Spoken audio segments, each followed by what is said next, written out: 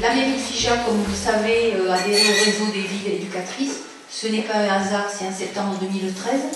Nous avons intégré le dispositif de la démarche de la nouvelle réforme des rythmes scolaires. Notre volonté, ça a été de placer l'enfant au titre de nos objectifs à atteindre, c'est-à-dire lui proposer des journées d'école moins chargées et l'inscrire dans un parcours qui lui permette d'appréhender de nouvelles disciplines. On était aussi avec les collègues élus qui sont présents dans la salle et qui participent aux affaires scolaires.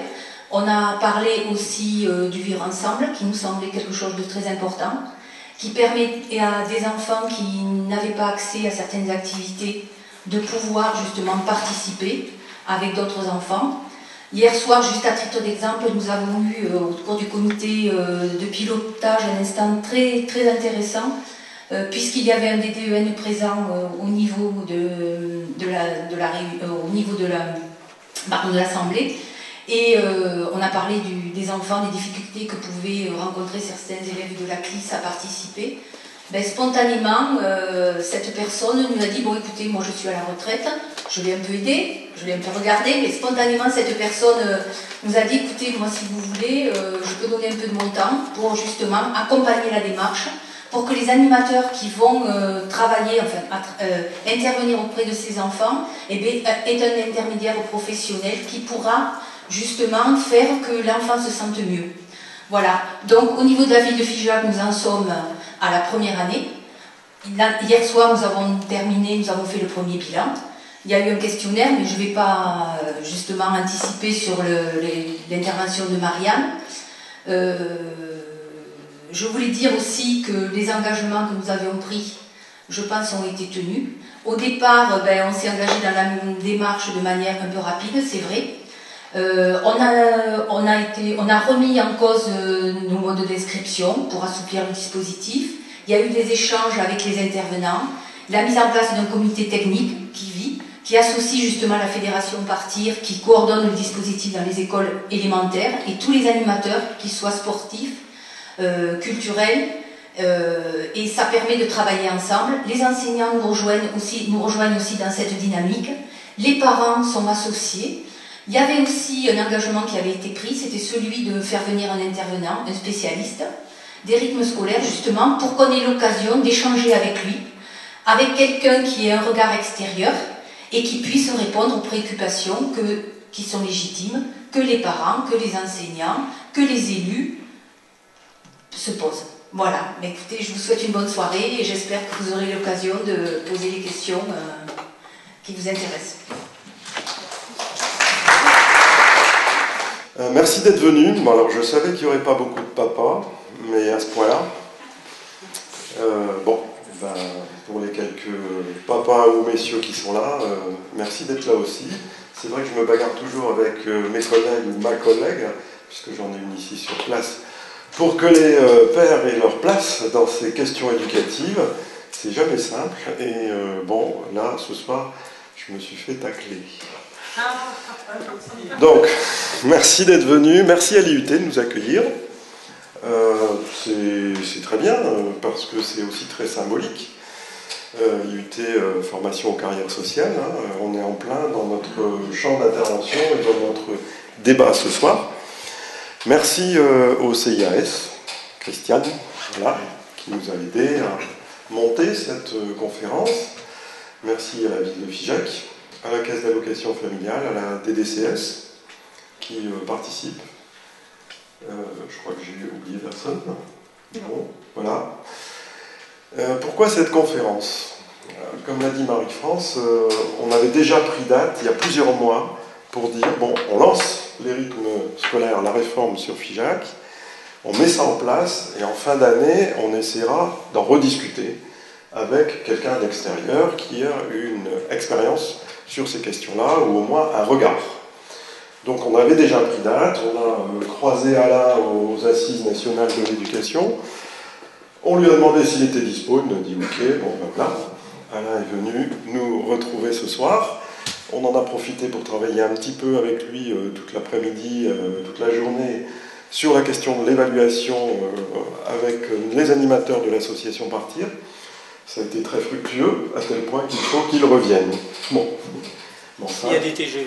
S'il y a des TGV. Mais du coup, on vient en voiture. Alors, je pensais que partir au moins un hélicoptère. Dans quel contexte on est? Bon, vous connaissez le contexte dans lequel a été mise en place la réforme, hein, c'était relativement tendu. Est arrivée aussi la dernière enquête PISA qui a été publiée en décembre. Je ne sais pas si vous en avez entendu parler, c'est passé quand même en boucle dans l'actualité à ce moment-là. L'enquête PISA qui est quand même relativement inquiétante, puisque la France, parmi les 55 pays auditionnés, a été encore un peu plus déclassée, avec des éléments encore plus inquiétants, c'est que l'écart se creuse énormément entre les meilleurs élèves et les moins bons. Et on a encore perdu des points là-dessus. Alors, l'écart se creuse, ça veut dire quoi? Alain le développera bien mieux que moi, hein, mais ça veut dire qu'on a un système scolaire qui est hyper performant pour les bons élèves. Et on a un système scolaire qui n'est pas du tout adapté pour les enfants qui sont en difficulté.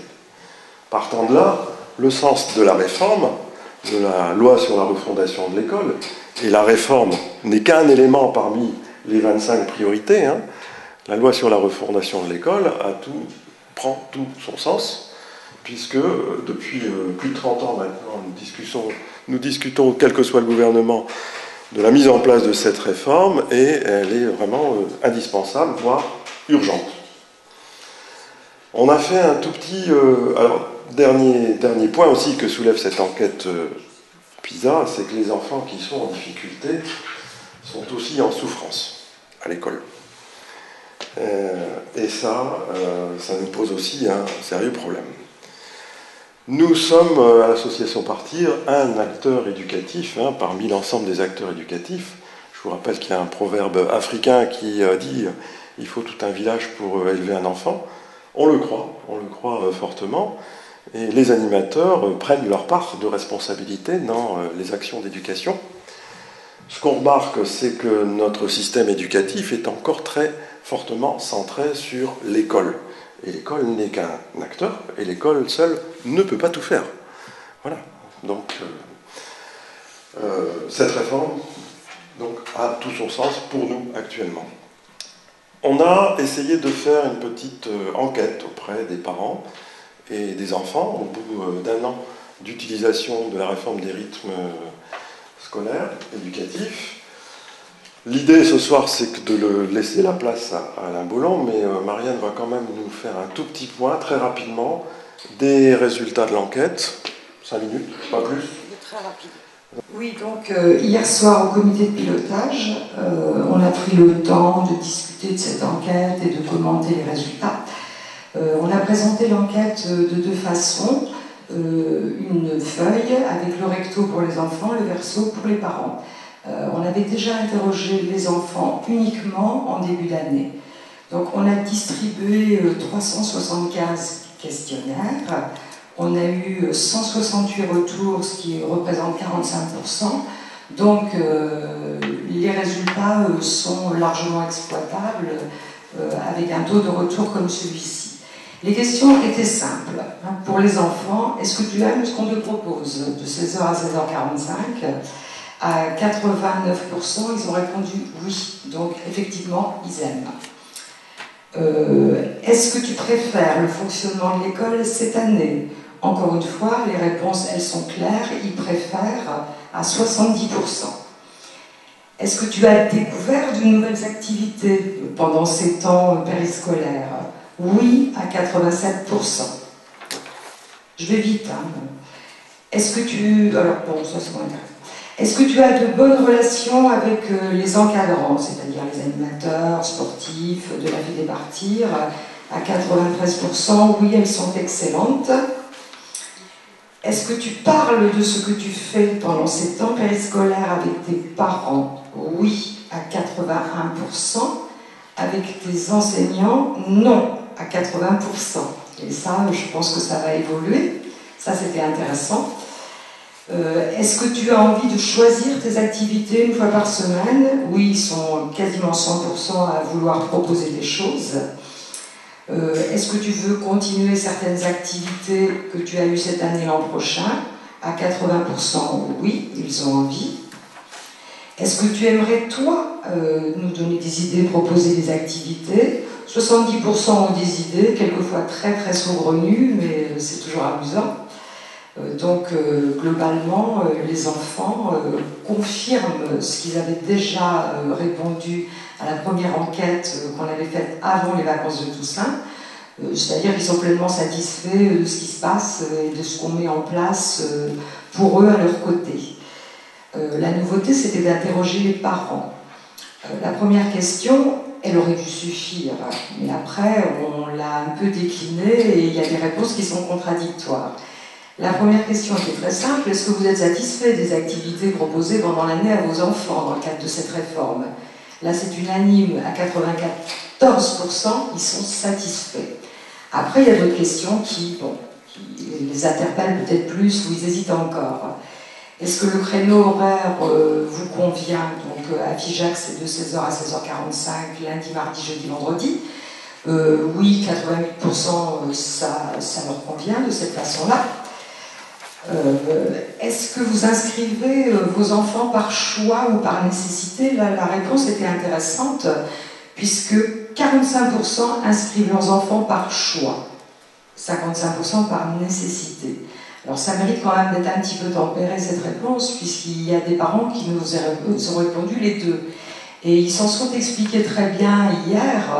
Une maman nous expliquait donc qu'elle avait la possibilité de venir chercher sa fille ou son fils le soir à 16h, mais que l'enfant souhaitait rester avec nous. Donc voilà, c'était les deux, et par choix et par nécessité. Une autre question, est-ce que vous êtes satisfait de l'information? Là, c'était plutôt ce qu'on a mis en place avec la mairie de Figeac, l'information reçue au courant de l'année. On était un petit peu inquiets parce que c'est vrai que c'était nouveau, on est un peu pataugé. Bon, à 80%, ils sont satisfaits, moi je les en remercie.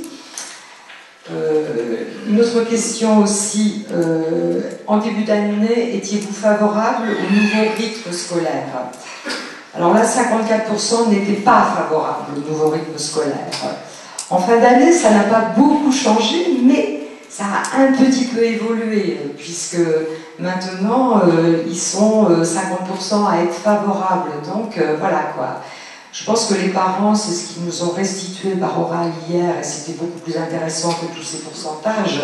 Alain ne va pas me contredire. Ils étaient inquiets au départ parce que c'est un changement, c'est une nouveauté, ça a été brusque, effectivement, l'a rappelé Marie-France. Ils ont constaté une chose, c'est que leurs enfants, ils prenaient du plaisir, découvraient des choses, en apprenaient de façon différente et se sentaient bien. Donc ça les a rassurés. Voilà ce que je pouvais vous dire. Merci.